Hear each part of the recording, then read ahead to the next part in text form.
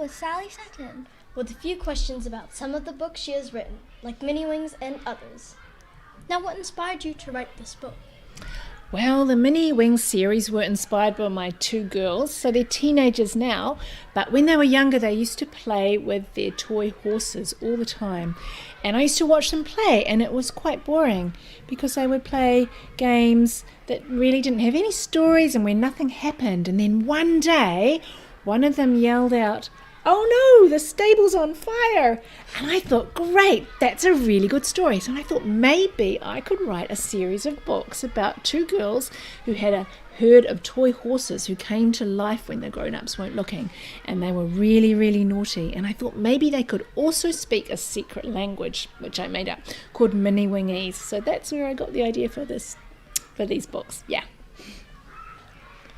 what did you enjoy the most about writing the series?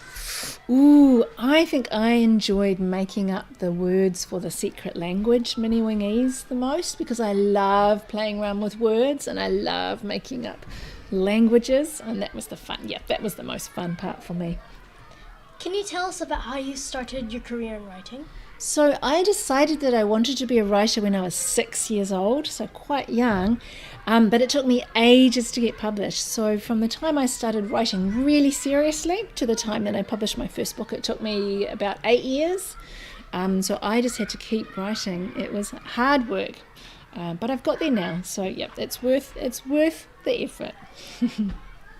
What is your favorite book that you wrote? So my favorite book is probably the one that I've just written, because I'm not sick of it yet. So probably my favorite book at the moment will be this one, because this is one of my newest ones. This is Moonlight the Unicorn's High Tea Hiccup. Yeah. What is the hardest part of writing a book? The hardest part, there's lots of hard parts, but probably one of the hardest parts is coming up with a really good idea. So once you've got a good idea, the story is a lot easier, but sometimes coming up with that good idea is quite hard. And so people say, how long does it take you to write a book? And it's hard to say that because sometimes the idea takes months or even years to come up with. So yeah, I think that's the hardest part. What book are you thinking about writing next?